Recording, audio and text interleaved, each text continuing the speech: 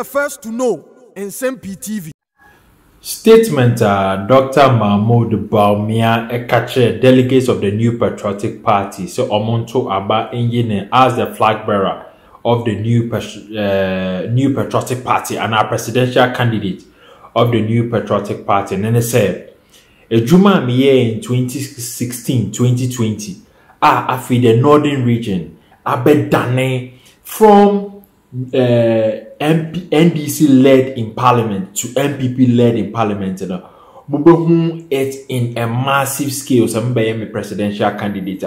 What is surprising and say now Dr. Mahmoud Bawumia a vice presidential candidate and a vice president, and numpo mass exodus of NDC faithfuls ekodom the New Patriotic Party. Now, why the flag bearer, why the New Patriotic Party presidential candidate, the exodus no a change more than anticipated.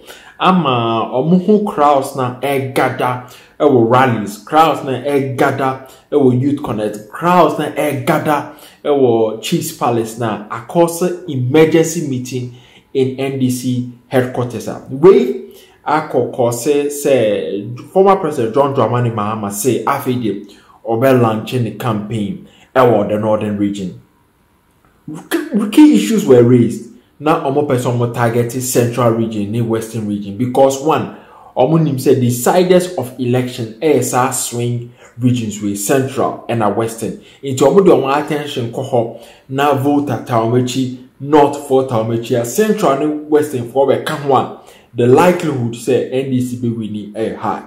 But almost the mass exodus also under Dr. Mahmoud Bawumia rallies now. And then of course say former President John Dramani Mahama say on 27th of July 2024 Okako launch the NDC campaign nearly 5 months to election Tamale. Yanko share in summer course Dr. Mahmoud Bawumia or cause mass exodus of NDC faithfuls to the New Patriotic Party. A course Nandom. What is key about Nandom? Let's say now a member of parliament, a NDC member of parliament, that is the name of Benjamin Kumbo from 2012 all the way to 2016. 2016 and Daniel the Honorable Ambrose Derry Ebeje Nandom Ebekan some of the votes of the New Patriotic Party in Parliament 2020. So was also 2024 on one parliamentary candidate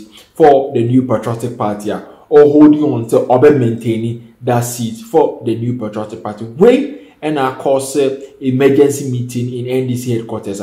Almost say Omokako launch campaign. I will not young share crowds budget Honorable Ambrose Derry so and a Dr. Mahmoud Bawumia so Nandom in the northern region. If Nyako PM His Royal Majesty Palace na Dr. Bupi Chief the 7th or a paramount chief for Nandom traditional area Upper West region. Now as a traditional ruler of we are spearheading various developmental projects, that in education, that in roads, into the Dr. Mahmoud Bawumia, he is at the forefront of it. Yes, Ebre, Yangoshe, the Ekoso, Nandom constituency.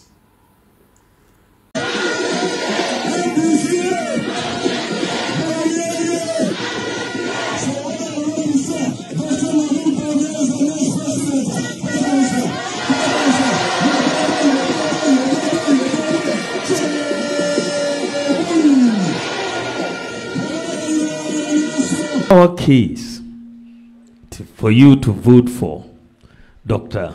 Bawumia is a simple one, because our brother John Mahama has been president before. He has been vice president before. He has been president. So he's had all the power before to help us. He had. But the question is, what did he do for us?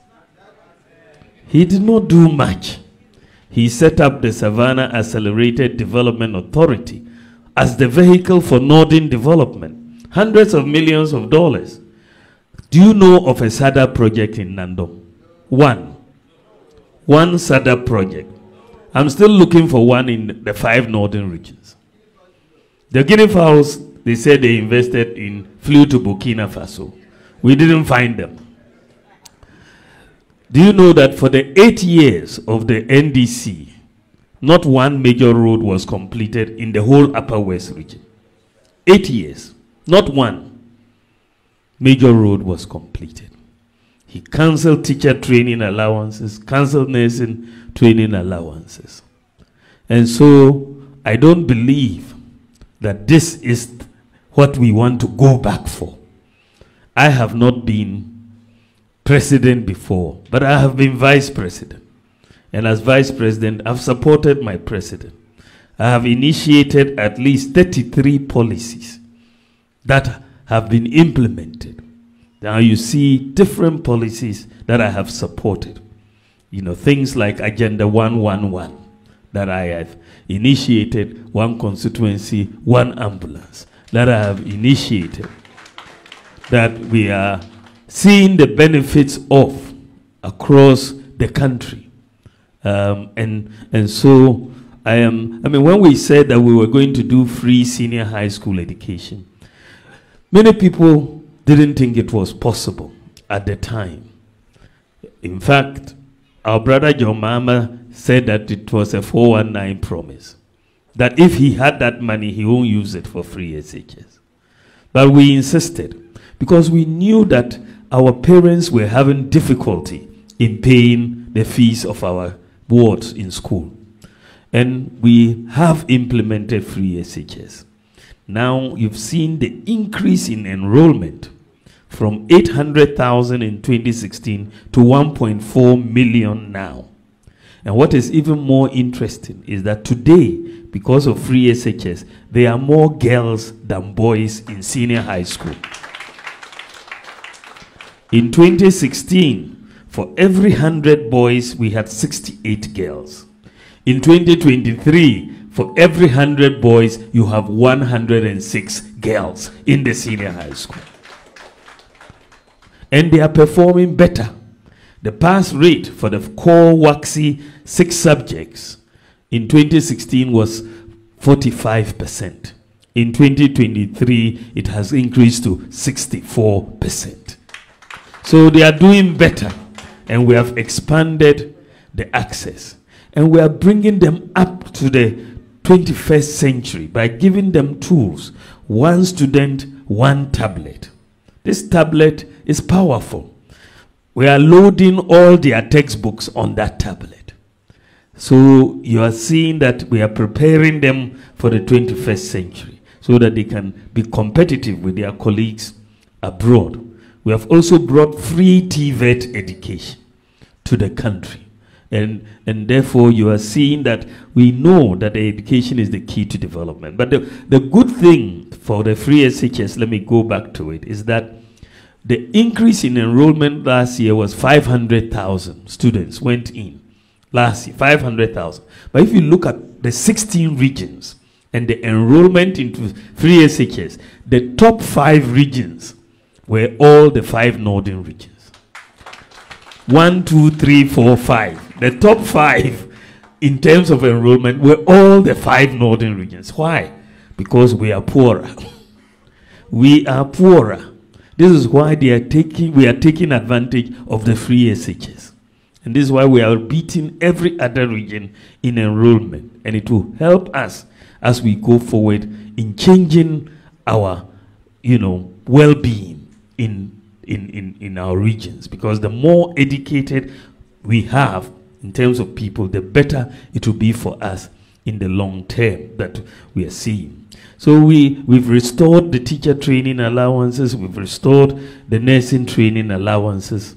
And so we are introducing many policies. And I know, Your Royal Majesty, in Nandom, and in the Upper West region, and in the Northern region, but just take Nandom. Everybody can testify in Nandom that the development that you have seen in Nandom under the MPP far surpasses what you saw under the NDC. It's too much. It's really a lot. It's really a lot. When I went to Lambusie today, they said they want to be like Nandom. So I said they should keep electing the MP for MPP. And so we'll get more development into Lambusi. But I know that we are going to do a lot more. The Lambusi to Nandom Road, you mentioned, and my brother has also mentioned. So when I leave here, I am calling the Minister for Finance so that we can find a way to get the contractor back onto this road. You know, he's an excellent contractor, and I believe that if we get him the resources, he will finish this road before we vote in this December. So I'm going to put my weight behind it with my brother, and we'll push both the Minister for Roads and the Minister for Finance to get us. It's only 5.3 kilometers from what I am told today, and we should be able to do it. And there are other roads. I'm so happy the Kamba Bridge is coming on. And we are doing a lot of bridges in the north because the bridges open up our economy, really open up our economy. So we are doing the Kamba Bridge, we are going to do the Daboya Bridge, we are going to do the Yape Bridge, the Bupe Bridge, and the Nawuni Bridge, the Misio Bridge. We are doing quite a lot of bridges in the whole northern region so that we can open up the economy. And across every region in Ghana, we are going to see major bridges being done. And it's a whole, So, in fact, I believe that if you look at what we have done, I mean, we've pushed the Ghana card, we've pushed the mobile money interoperability. Today, you can send money from one mobile company to the other, isn't it? From MTN to Telecel or to Tigo. Before, you couldn't do that. Today, you can receive money from abroad and it will come onto your mobile phone. You don't have to go to Western Union. Today, you can take money from your bank account and put it in your Momo account. And that means, this is what we call mobile money interoperability. What we are able to do in Ghana, we are the first country in Africa to be able to do it. The whole of Africa.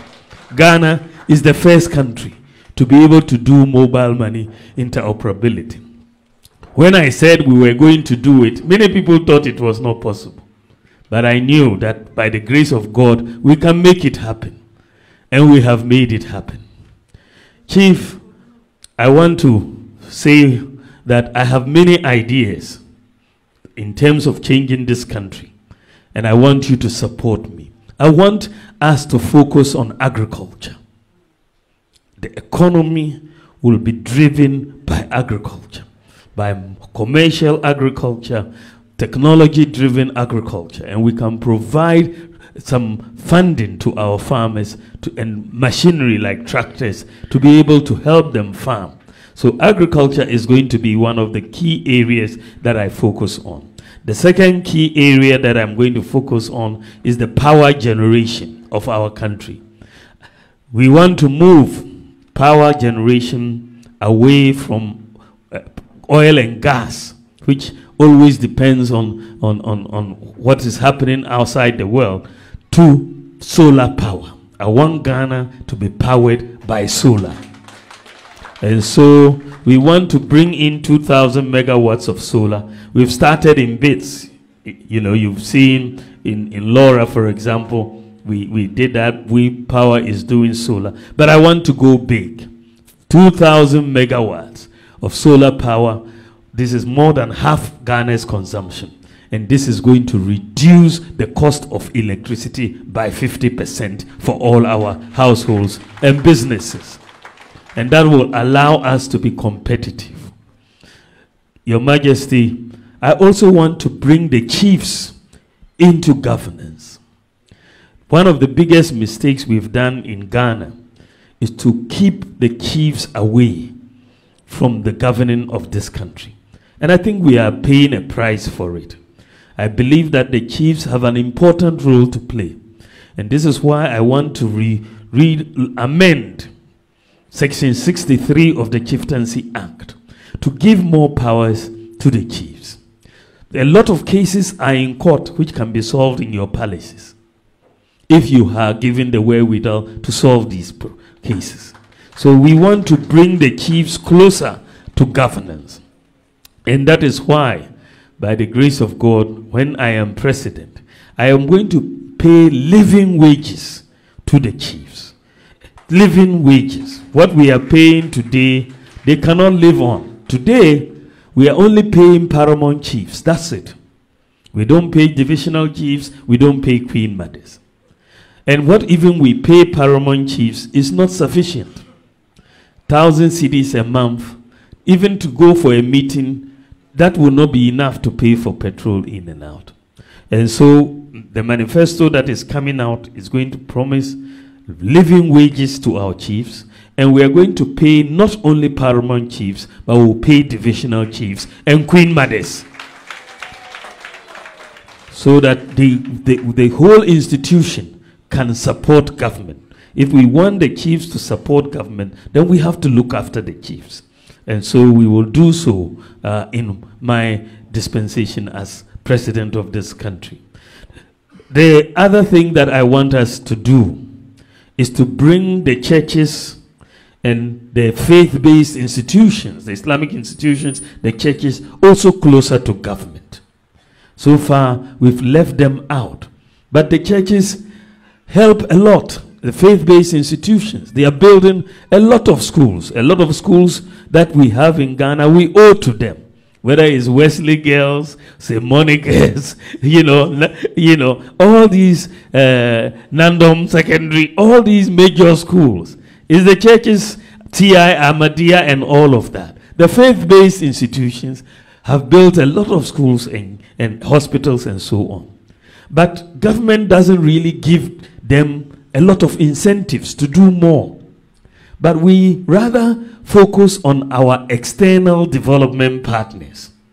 So when we say this is an external development partner, so this one is duty-free.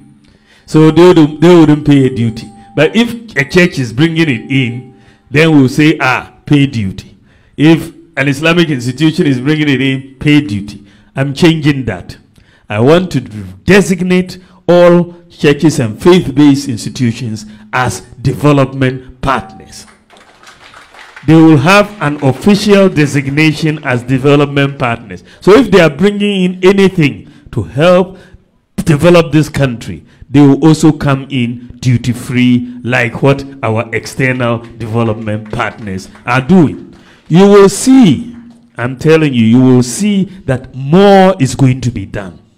Because so far, not long ago, a few months ago, I had the opportunity to go to the Vatican to meet with His Holiness Pope Francis. And I was able to have a discussion with many people.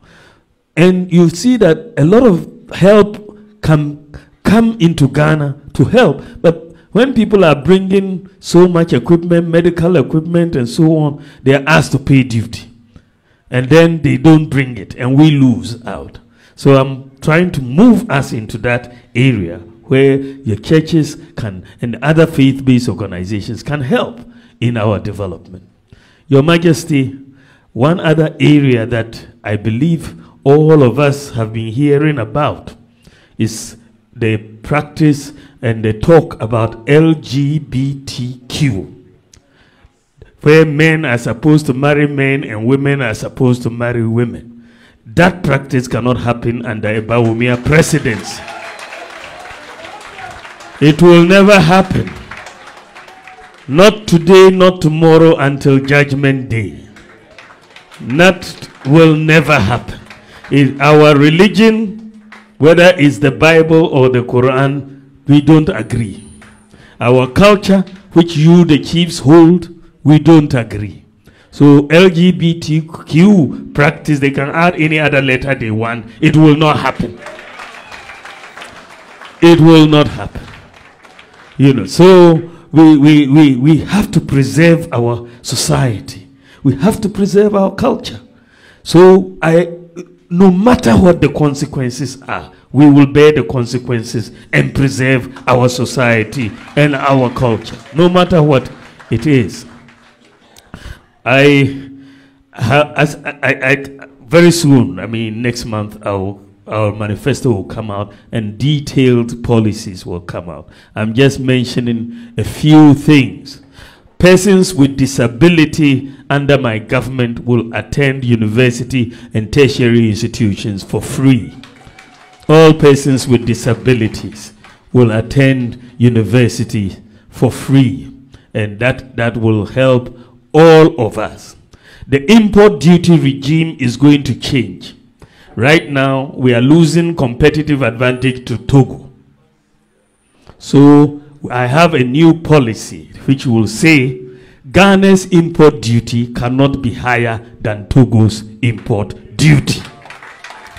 We are setting up a cap on the import duty regime, and we are going to charge import duties in cedis, flat rates import duty in cedis, so that it will not depend on what the exchange rate is today, and they'll charge you your import duty. If you are bringing a container of spare parts, 40-footer, we know this is 20,000 cedis, for example, and that is it. Regardless of when it arrives, it's 20,000 cedis. That will give us respect for our cedis and reduce the pressure on the exchange rate.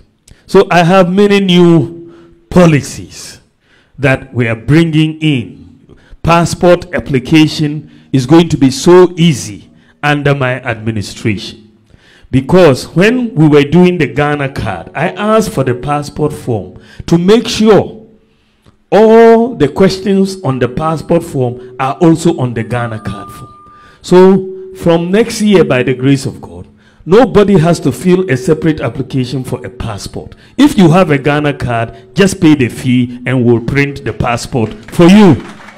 It is going to be very easy. Once you have